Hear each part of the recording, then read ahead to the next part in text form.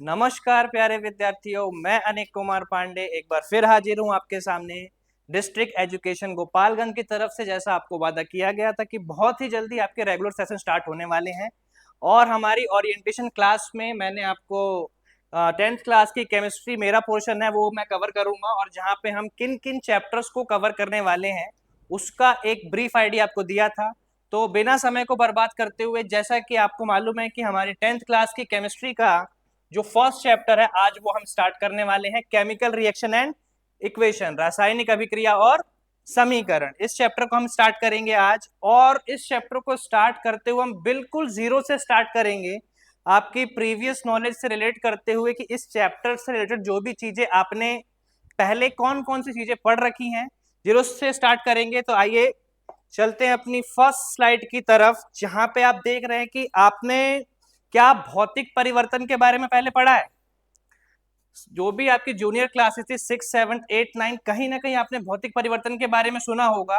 तो एक बार हम रिवीजन करते हुए, क्योंकि हमारा जो पहला टॉपिक होगा इस चैप्टर से वो होगी रासायनिक अभिक्रिया, लेकिन रासायनिक अभिक्रिया की तरफ बढ़ने से पहले बहुत जरूरी है कि हम एक बार भौतिक और रासायनिक परिवर्तन में जो अंतर है उसको एक बार रिवाइज करते हुए चले। जिन बच्चों को अगर भौतिक और रासायनिक परिवर्तन में जो डिफरेंस है वो क्लियर है तो वेल एंड गुड, आपकी रिवीजन हो जाएगी। लेकिन कभी कभी ऐसा होता है कि हमें कुछ चीजों में डाउट रह जाते हैं, लेकिन ऐसा नहीं होना चाहिए कि जब हम रासायनिक अभिक्रिया की तरफ चलें तो हमें भौतिक और रासायनिक परिवर्तन में कोई डाउट रह जाए। तो आइए देखते हैं भौतिक परिवर्तन के बारे में। हमने पढ़ा है भौतिक परिवर्तन, तो इसमें कोई नया पदार्थ नहीं बनता। जैसा कि हमने पढ़ा है कि भौतिक परिवर्तन में कोई नया पदार्थ नहीं बनता, जैसे बर्फ से। अभी हम बहुत सारे एग्जांपल डिस्कस करने वाले हैं। मैं दोनों ही परिवर्तन के फिजिकल चेंज यानी भौतिक परिवर्तन के 10 उदाहरण आपके सामने लेकर आया हूं, और 10 ही एग्जांपल रासायनिक परिवर्तन यानी केमिकल चेंज के भी हमारे पास हैं। तो पहले हम कुछ जो पॉइंट्स जो हमने भौतिक परिवर्तन की जो कुछ प्रॉपर्टीज हैं उसको डिस्कस करते हैं। तो भौतिक परिवर्तन में हमने पढ़ा है इसमें कोई नया पदार्थ नहीं बनता, no new substances formed in this. यह एक अस्थाई परिवर्तन है। अस्थाई का मतलब क्या है? अगर बर्फ से पानी बनी है तो वापस से हम पानी को जमा के बर्फ बना सकते हैं, मतलब वो टेम्पररी चेंज होता है, मतलब हम उसको रिवर्स कर सकते हैं। वही देखिए, रिवर्स करना ही वो तीसरे पॉइंट में आ चुका है। इसे सामान्यतः उल्टा यानी कि रिवर्स, जैसा कि मैंने अभी आपको एग्जांपल भी दिया था कि बर्फ से पानी या पानी को दोबारा से हम फ्रीजिंग के थ्रू बर्फ बना सकते हैं। फोर्थ पॉइंट है केवल पदार्थ के भौतिक गुण जैसे आकार अवस्था में बदलाव होता है। भौतिक परिवर्तन में केवल आकार और अवस्था में बदलाव होता है। भौतिक गुणों में जो उसकी केमिकल प्रॉपर्टीज होती हैं, जो उसके रासायनिक गुण होते हैं, उनमें कोई बदलाव नहीं होता। यहाँ पे हम आपके पास बर्फ का पिघलना, पानी में चीनी का घुलना, कुछ उदाहरण दिए हुए हैं। एक बार हम रासायनिक परिवर्तन को भी देखेंगे, उसके बाद एग्जाम्पल के थ्रू हम और डिफरेंस की तरफ चलेंगे। तो जैसा कि हमने भौतिक परिवर्तन का जो पहला पॉइंट देखा था कि उसमें नया पदार्थ नहीं बनता, लेकिन देखिए आप ध्यान से देखिए, रासायनिक परिवर्तन में हमेशा एक या एक से अधिक नए पदार्थ बनते हैं। इन दिस वन और more new substances are always form. जैसे दूध से दही का बनना, दूध से दही का बनना, मिल्क टर्न्स इनटू कर्ड। तो जब दूध से एक बार दही बन गई तो दही से वापस दूध बनाना पॉसिबल नहीं है। तो इसीलिए देखिए, आप देख पा रहे होंगे कि सेकंड पॉइंट में क्या लिखा हुआ है कि यह एक स्थायी परिवर्तन है, जबकि भौतिक परिवर्तन में क्या था? यह एक अस्थायी था, वो टेम्पररी था। लेकिन जो रासायनिक परिवर्तन होते हैं वो जनरली परमानेंट होते हैं। हाँ, हालांकि कुछ कंडीशन हमारे पास ऐसी आएंगी जहां पे कुछ टर्म्स एंड कंडीशन लगा के उन्हें रिवर्स किया जाता है, बट अगर हम बात करें तो नॉर्मल कंडीशन पे जो केमिकल चेंजेस जो होते हैं, जो रासायनिक परिवर्तन है, उनको रिवर्स कर पाना पॉसिबल नहीं होता। देख, वही बात आप देख पा रहे होंगे यहाँ पे थर्ड पॉइंट पे लिखी है, इसे सामान्यतः उल्टा नहीं किया जा सकता। मतलब इसको रिवर्स करना उतना आसान नहीं होता जितने हम भौतिक परिवर्तन को आसानी से कर सकते हैं। वही चीज यहाँ पे आप इंग्लिश मीडियम में भी देख पा रहे होंगे, generally this can not be reverse. Generally हम इसको रिवर्स नहीं कर सकते। फोर्थ पॉइंट आप देखेंगे, पदार्थ के रासायनिक गुणों और संगठनों में पूरी तरह बदलाव हो जाता है। वहां पे क्या हो रहा था, जो उसके मूल गुण बने रहते थे, जैसे यहाँ पे आप देख पा रहे होंगे कुछ उदाहरण भी लिखे हुए हैं। लोहे पर जंग लगना, दूध से दही जमना, कागज का जलना। अब यहाँ पे जो बेसिकली आपको दो तीन चीजों का ध्यान रखना है कि जो भौतिक परिवर्तन होते हैं उसमें कोई नया पदार्थ नहीं बनता, जबकि रासायनिक परिवर्तन में एक या एक से अधिक नए पदार्थ बन जाते हैं। दूसरा आपको क्या ध्यान रखना है कि जो भौतिक परिवर्तन होते हैं वो क्या होते हैं, अस्थायी होते हैं यानी टेम्पररी होते हैं, जबकि जो रासायनिक परिवर्तन है वो स्थायी यानी कि परमानेंट होते हैं। और तीसरे पॉइंट में क्या लिखा है कि जो भौतिक परिवर्तन है उन्हें हम रिवर्स कर सकते हैं, जबकि रासायनिक परिवर्तन को जनरली हम रिवर्स नहीं कर सकते। आइए अब कुछ एग्जाम्पल के थ्रू हम देखेंगे कि कैसे हम डिफरेंस कर पाएंगे कि कहाँ भौतिक परिवर्तन है और कहाँ पे रासायनिक परिवर्तन है। तो एक बार आप ध्यान से देखेंगे आप लोग, पहले यहां से देखते हैं कि जो भौतिक परिवर्तन में जो हमारा पहला एग्जाम्पल यहाँ पे दे रखा है, ब्रेकिंग ग्लास। कोई कांच का ग्लास है, अगर वो टूट गया तो क्या उसमें कोई नया पदार्थ बना? हाँ, उस ग्लास की एक पर्टिकुलर शेप थी, एक उसका आकार था। अब टूटने के बाद उसका वो आकार नहीं रहा, पर क्या वहां कोई नया पदार्थ बना? बिल्कुल नहीं, हमारा जवाब होगा नहीं। तो जो गिलास का टूटना जो ब्रेकिंग ग्लास है वो एक ऐसा परिवर्तन होगा, भौतिक परिवर्तन होगा। आइए अपने दूसरे एग्जाम्पल की तरफ चलते हैं, मिक्सिंग कैंडीज। अगर हम अलग अलग प्रकार की टॉफी जो होती हैं उसको अगर हम मिक्स कर देंगे, पर क्या वहां पे नया कुछ बना? जैसा कि आप यहाँ इमेज में देख पा रहे होंगे, अलग अलग शेप की जो कैंडीज है उनको हमने क्या कर दिया है, मिक्स। है तो वो कैंडी ही, बस उसको अलग अलग शेप आपस में मिक्स हो गए हैं, तो वो कैसा परिवर्तन है? वो एक फिजिकल चेंज है यानी कि एक भौतिक परिवर्तन है। चलते हैं अपने अगले एग्जांपल की तरफ, शेडिंग पेपर। शेडिंग कहते हैं या फिर आप कागज को फाड़ना भी बोल सकते हैं, कतरना होता है शेडिंग का मतलब।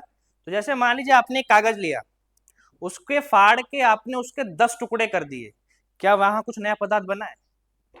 वो एक भौतिक परिवर्तन होगा। हाँ, उस कागज की शेप बदल गई, जैसा कि अभी हमने डिफरेंस में देखा था कि भौतिक परिवर्तन में आकार में परिवर्तन होगा, अवस्था में परिवर्तन हो सकता है, लेकिन कुछ नया नहीं बन रहा।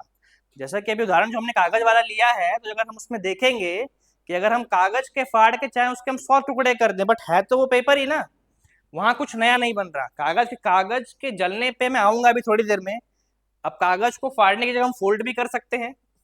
आप सभी ने बचपन में कभी ना कभी हवाई जहाज या इस प्रकार के कुछ टॉय आपने कागज से जरूर बनाए होंगे, पर क्या कागज को मोड़कर इस प्रकार के खिलौने या टॉय बनाने पे क्या कुछ नया पदार्थ बना है?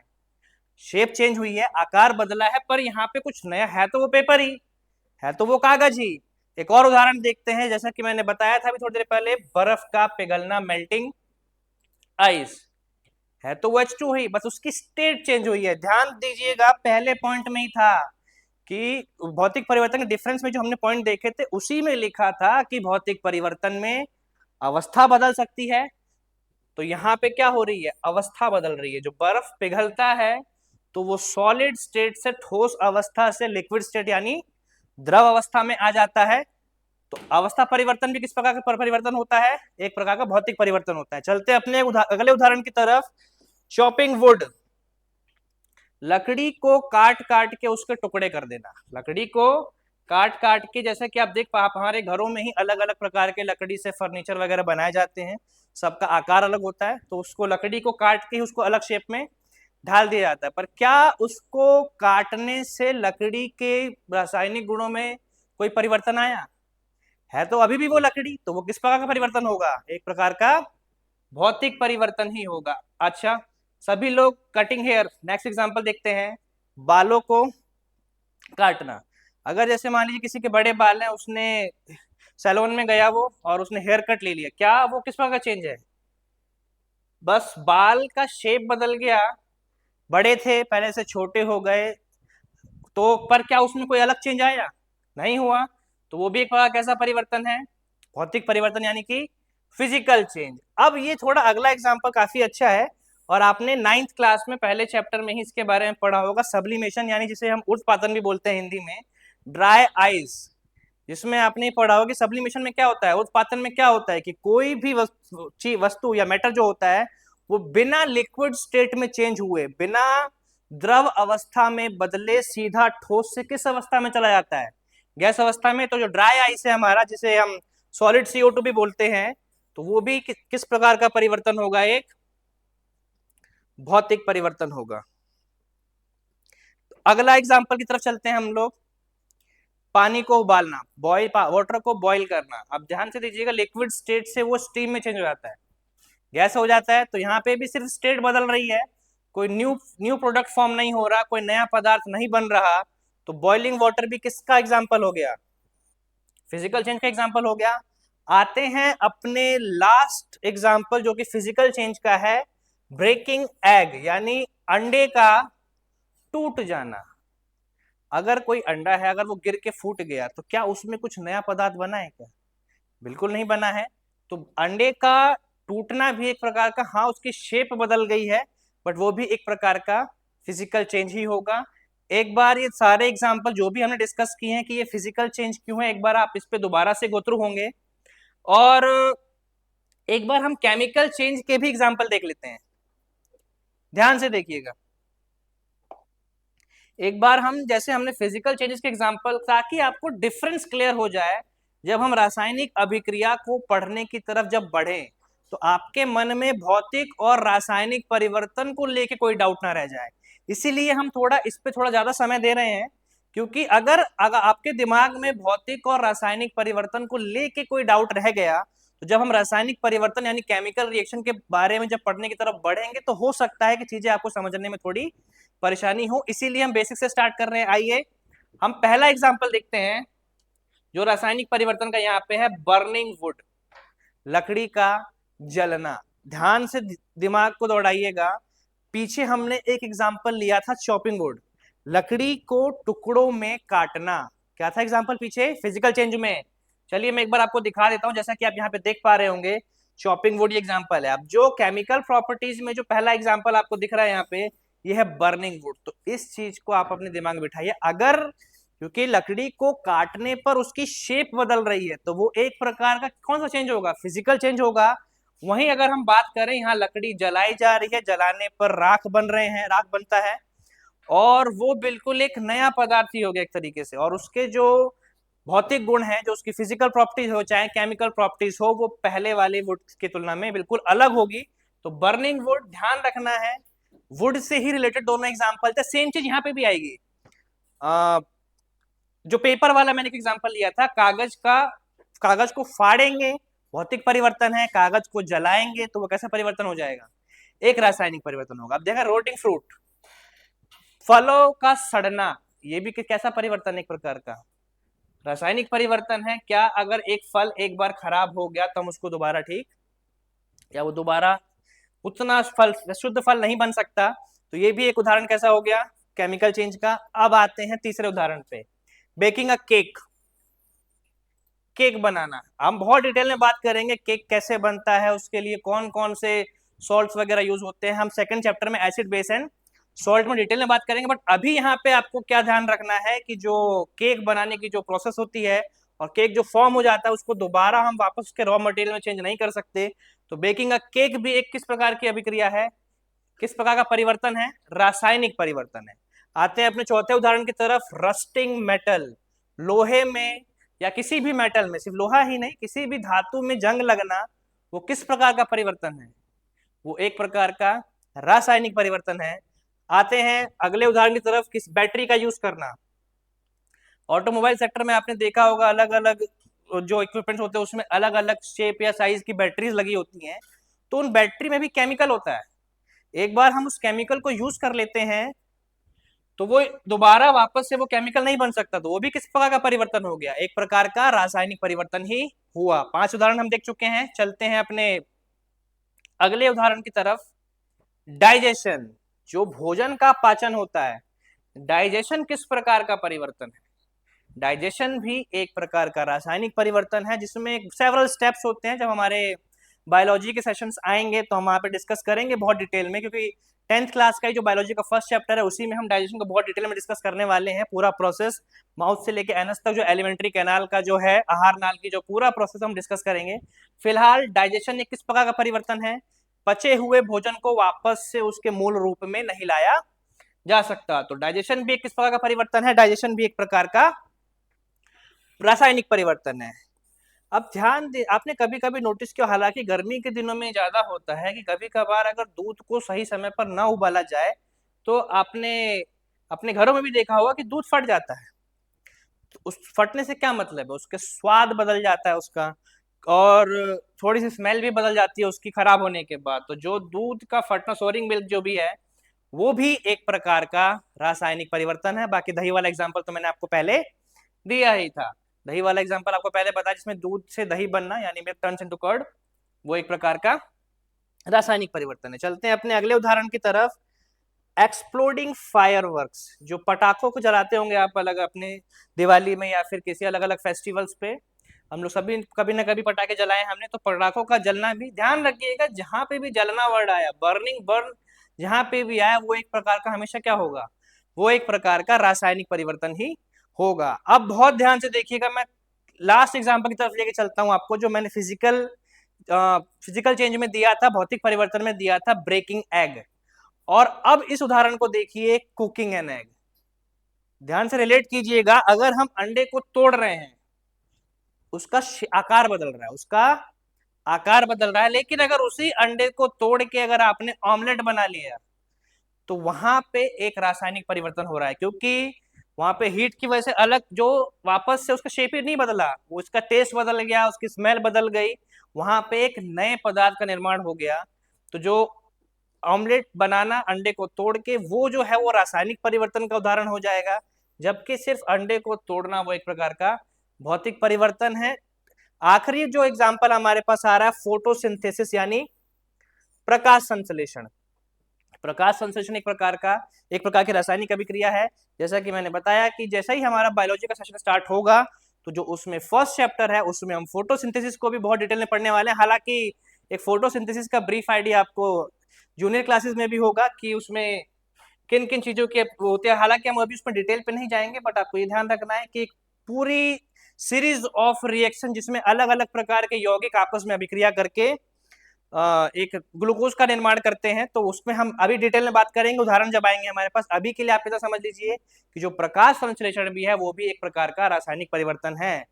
अब ध्यान से देखिएगा एक बार, अगर आपको कोई भी डाउट अगर भौतिक और रासायनिक परिवर्तन में रह गया हो तो आप इस वीडियो को दोबारा से प्ले कीजिएगा, क्योंकि अब जब हम अपने नेक्स्ट पोर्शन की तरफ बढ़ेंगे, जब हम अब अपने नए टॉपिक अगले स्लाइड की तरफ जा रहे हैं, तो वहां से शुरुआत हो रही है आपके 10th क्लास के जो चैप्टर हमने डिस्कस किया था कि भौतिक और रासायनिक अभिक्रिया और समीकरण। चैप्टर का नाम है रासायनिक अभिक्रिया और समीकरण। तो यहां से शुरुआत हो रही है भौतिक और रासायनिक परिवर्तन की, और रासायनिक अभिक्रिया की। और उसको शुरू करने से पहले, रासायनिक अभिक्रिया को शुरू करने से पहले बहुत जरूरी है कि हमें भौतिक और रासायनिक परिवर्तन में कोई भी डाउट न रह जाए। उम्मीद है कि आपके जो डाउट मैं क्लियर कर पाया हूंगा, और इनकेस अगर कुछ डाउट्स रह गए हैं तो आप वीडियो को दोबारा से एक बार प्ले करेंगे। चलते हैं बिना समय को बर्बाद किए अपने पहले टॉपिक की तरफ। पहला टॉपिक मैं इसलिए कह रहा हूं क्योंकि जो रिकैप था भौतिक और रासायनिक परिवर्तन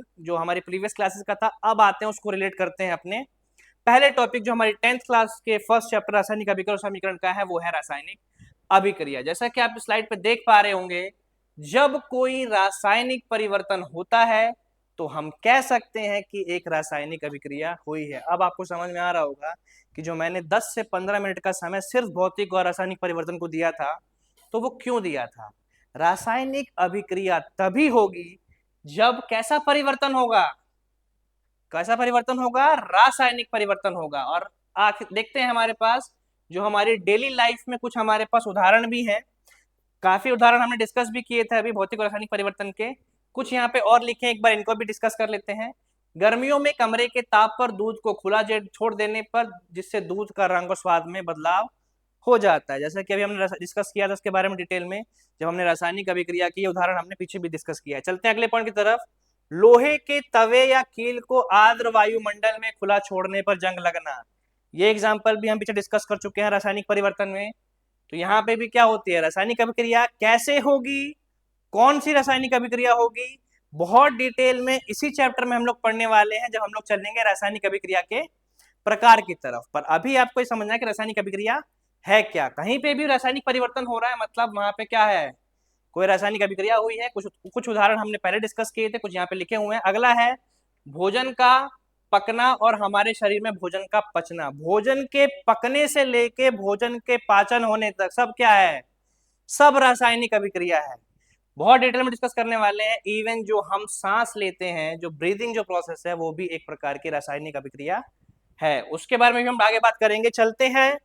अब सेम चीज आपको यहाँ पे इंग्लिश मीडियम में भी मिल जाएगी, तो जो बच्चे इंग्लिश मीडियम के हैं उसको देख पाएंगे कि when a chemical change occurs we can say that a chemical reaction has taken place.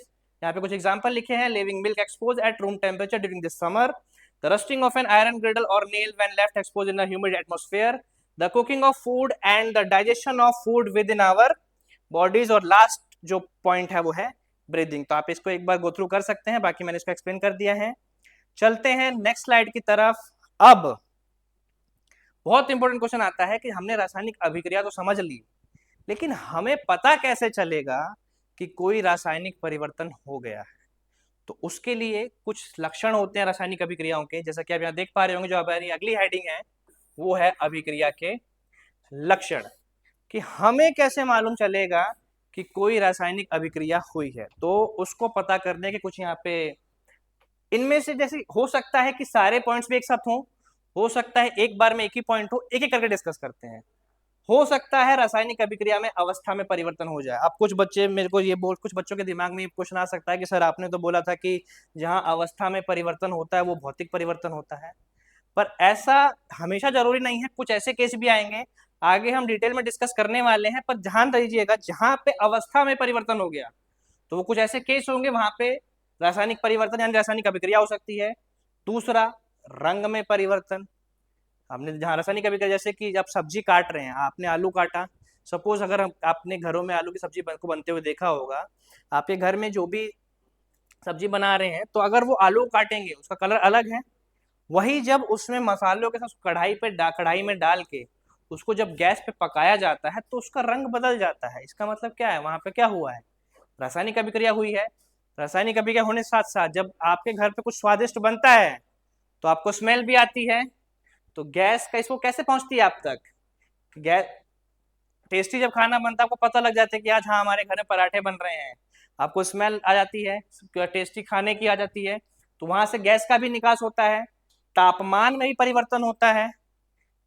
अवशेप का बनना, एक अघुलन, अवशेप क्या होते हैं, मतलब कोई जो इनसॉल्युबल जो सब्सटेंस होते हैं, जो अघुलनशील जो ठोस बच जाते हैं, वो होते हैं। गंध और स्वाद में भी बदलाव हो सकता है। गंध स्वाद का मैंने बताया था, दूध का फटना एक उदाहरण लिया था हमने, कि जब दूध फट जाता है तो उसका वो टेस्ट नहीं रह जाता जो पहले, उसमें खट्टापन आ जाता है। दही भी एक उदाहरण हो सकता है। स्वाद में बदलाव, कोई फल, जिस आम को, जैसे सपोज आप मार्केट से सेब खरीद के लाए और उस सेब को, मान लीजिए आप आज शाम को सेब लेकर आ रहे हैं, उस सेब को आपने आज खाया, आपको स्वाद अलग लगा होगा। सपोज अगर उसी में से कोई सेब रह गया और आपको आप उसे कुछ दिनों बाद उस, जैसे कि सड़ गया वो फल, जैसा कि हमने एक उदाहरण देखा भी था कि वहां पे नाशपाती था, वो सड़ गया था, तो उसका स्वाद में परिवर्तन हो जाएगा और वो टेस्ट में वैसा नहीं रह जाएगा कि जैसा आप जब उसको लेकर आए थे तब था। तो इन 6 पॉइंट का ध्यान रखना है कि जब भी कोई रासायनिक अभिक्रिया होगी तो उसमें अवस्था में परिवर्तन भी हो सकता है, रंग में परिवर्तन भी हो सकता है, गैस निकास या उत्सर्जन भी हो सकता है, तापमान में परिवर्तन भी हो सकता है, अवशेप भी बन सकता है, और गंध और स्वाद में भी बदलाव हो सकता है। सेम चीज हम यहाँ पे एक बार इंग्लिश मीडियम में भी देख लेते हैं कि अवस्था परिवर्तन चेंज इन स्टेट,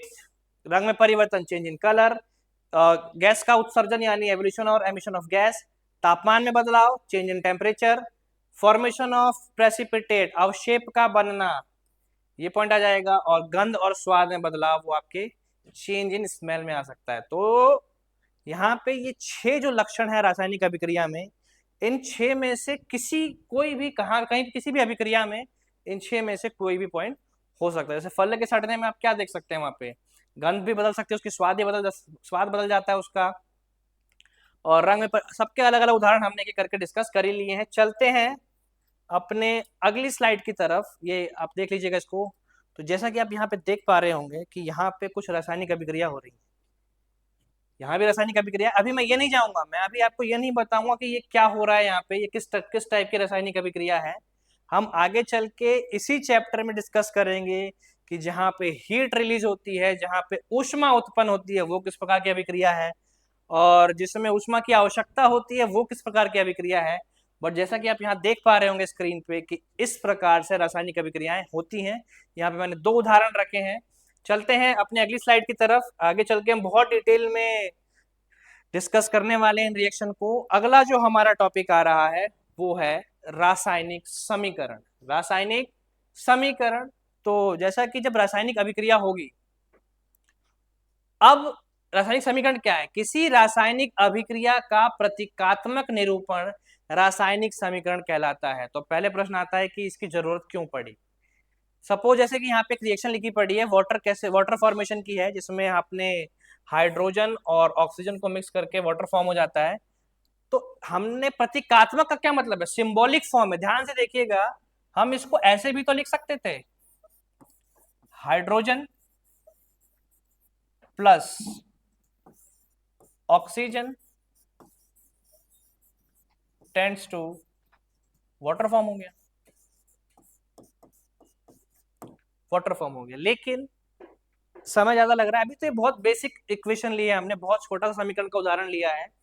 पर अगर हम सबको अगर वर्ड्स की फॉर्म में समय ज्यादा लगेगा, तो समय की बचत करने के लिए रासायनिक समीकरण बनाए गए कि हम जो भी हमारे पास यौगिक आएंगे, जो भी तत्व या यौगिक हमारे पास आएंगे, अगर हम उसको प्रतीकात्मक निरूपण यानी सिंबॉलिक रिप्रेजेंटेशन, अगर उसको हम सिंबल की फॉर्म में अगर दिखाएंगे, तो हमारे पास रासायनिक समीकरण को लिखने में समय कम लगेगा, हम उसको आसानी से लिख पाएंगे। जैसा कि आप यहाँ पे देख पा रहे होंगे कि H2 किस स्टेट में है?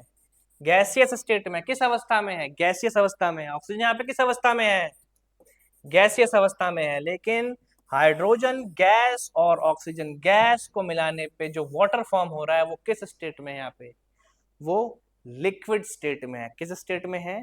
लिक्विड स्टेट में है। तो इनडायरेक्टली यहाँ पे आपको बस ये ध्यान रखना है, जब हम किसी रासायनिक अभिक्रिया को प्रतीकों मतलब प्रतीक चिन्हों के रूप में जब दर्शा दें, जैसा कि आप यहाँ देख पा रहे होंगे, हम ऐसे भी लिख सकते थे, बट ये हाइड्रोजन प्लस ऑक्सीजन समय बर्बाद। अभी ऐसी बहुत सारी अभिक्रियाएं आती हैं जहां पे बहुत सारे अभिकारक और उत्पाद होते हैं। अब आपको लग रहा होगा कि सर ने अभिकारक और उत्पाद क्या बोल दिया, अभी हम बात करेंगे उनके ऊपर। लेकिन बहुत सारे अभिकारक उत्पाद हो सकते हैं, तो उनको लिखने में आसानी हो, इसीलिए हम सिंबल्स का यूज करते हैं, प्रतीकों का उपयोग करते हैं, और उसी को हम बोलते हैं रासायनिक समीकरण। आप यहाँ पे देख सकते हैं, वही चीज यहाँ पे लिखी है, किसी रासायनिक अभिक्रिया का प्रतीकात्मक निरूपण रासायनिक समीकरण कहलाता है। अब बात करते हैं कि रासायनिक अभिक्रिया में जब उसको हम प्रतीकों के रूप में लिख रहे हैं, तो वहां पे 2 चीजें और होती हैं अभिकारक, जिसको हम रिएक्टेंट भी बोलते हैं, और उत्पाद, जिसको हम इंग्लिश में प्रोडक्ट भी बोलते हैं। तो अब अभिकारक और उत्पाद यानी रिएक्टेंट और प्रोडक्ट, ये क्या चीजें हैं, इसके बारे में हम बात करते हैं इसी एग्जाम्पल से। हम दूसरा एग्जाम्पल चेंज नहीं करेंगे, इसी एग्जाम्पल पे हम बात करते हैं कि यहाँ पे अभिकारक क्या है और उत्पाद क्या है। तो जैसा कि आप पहले देख लीजिए, यहाँ पे अभिकारक में लिखा है कि वे पदार्थ जिनमें रासायनिक परिवर्तन होता है तीर के बाईं ओर लिखे जाते हैं। आप ध्यान से देखिएगा, तीर मतलब ये टेंस टू का साइन यहाँ पे बना हुआ है, तीर एक बीच में। अब इस तीर के निशान के बाईं ओर, बाईं मतलब देखिए समझ में आ रहा होगा आपको, दायां बायां, तो जो बाईं ओर यौगिक लिखे होते हैं वो क्या होते हैं? वो होते हैं अभिकारक, यानी उसी को हम इंग्लिश में बोलते हैं रिएक्टेंट्स। उसी को हम इंग्लिश में बोलते हैं रिएक्टेंट्स। अब दूसरी तरफ चलते हैं, अभिक्रिया से बनने वाले नए पदार्थ तीर के दाईं ओर लिखे जाते हैं और वही होते हैं उत्पाद। तो इन दोनों के मिलने से, एक बार दोबारा से देखते हैं, इन दोनों के मिलने से जो हमारे पास उत्पाद बन के आ रहा है वो होता है अभिकारक। तो ये हो गए आपके अभिकारक, ये हो गए आपके अभिकारक। ये दोनों कौन कौन? दोनों जो तीर के निशान के बाईं ओर लिखे हैं। कहाँ लिखे हैं? तीर के निशान के बाईं ओर अभिकारक हो जाता है हमारा, और तीर के निशान के दाईं ओर हमारा उत्पाद हो जाता है। एक और दूसरे शब्दों में अगर देखा जाए तो जो मिलते हैं वो अभिकारक हैं, जो बनता है वो उत्पाद है। क्लियर है सबको? अभिकारक और उत्पाद में किसी को तो कोई डाउट नहीं है?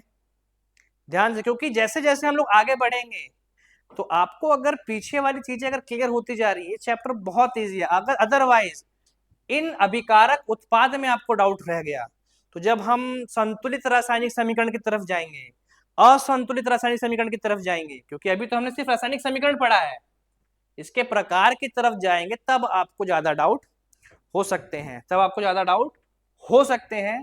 तो हमें आपको ये क्लियर रखना है कि जो रसायन जिनमें जो अभिक्रिया करते हैं वो अभिकारक हैं। अभिक्रिया के बाद जो तीर के निशान के दाईं ओर लिखा है वो है उत्पाद हो गया आपका। क्लियर है? अभिकारक तीर के निशान के बाईं ओर, उत्पाद तीर के निशान के दाईं ओर। तो एक बार आप ध्यान से जो आज की क्लास हमारी हुई है, क्योंकि जो अगला टॉपिक हमारा आएगा, ये देखिए आप इंग्लिश में मिल जाएंगे आपको नोट्स, जो अभी हमने रासायनिक समीकरण के बारे में पढ़ा था। Symbolic representation of a chemical reaction is called a chemical equation. Reactants क्या है? The substances that undergo a chemical change written on the left side. Left side जो लेके जाते हैं वो रिएक्टेंट है, राइट साइड वाला प्रोडक्ट होगा। सेम चीज अभी हमने डिस्कस की थी। तो आने वाली जो हमारी क्लासेस होने वाली है, एक बार आप इस क्लास को दोबारा से, अगर कोई डाउट रहेगा एक बार दोबारा से प्ले करके देखिएगा, क्योंकि जब मैं अगली क्लास में आपके सामने आऊंगा, तो जो हमारा अगला टॉपिक होने वाला है वो होगा असंतुलित रासायनिक समीकरण और संतुलित रासायनिक समीकरण। तो संतुलित रासायनिक समीकरण और असंतुलित रासायनिक समीकरण की तरफ बढ़ने से पहले रासायनिक समीकरण क्या होता है, किससे बनता है, ये चीज आपको क्लियर होनी चाहिए। यहां से हम शुरुआत करेंगे अगली क्लास से, और अगली क्लास में आने से, जब अगली क्लास में हम आएंगे तो मैं कुछ रिवीजन क्वेश्चन आपके पास लेकर आऊंगा। जितना भी हमने अभी तक डिस्कस किया है इस चैप्टर में, पहले हम उससे रिलेटेड कुछ एमसीक्यूज को डिस्कस करेंगे। एक आपका छोटा सा टेस्ट होगा, 2 क्वेश्चन के क्विक रिवीजन करेंगे। अभी क्वेश्चन रिवील नहीं करूंगा मैं आपके सामने। हमने आज यहां तक रासायनिक समीकरण तक डिस्कस किया है। अगली क्लास में हम इसके आगे कंटिन्यू करेंगे। कोई भी डाउट हो एक बार वीडियो को रिप्ले कीजिए। बहुत जल्दी अगली क्लास के साथ हम मिलते हैं, तब तक अपना बहुत ध्यान रखिए। धन्यवाद।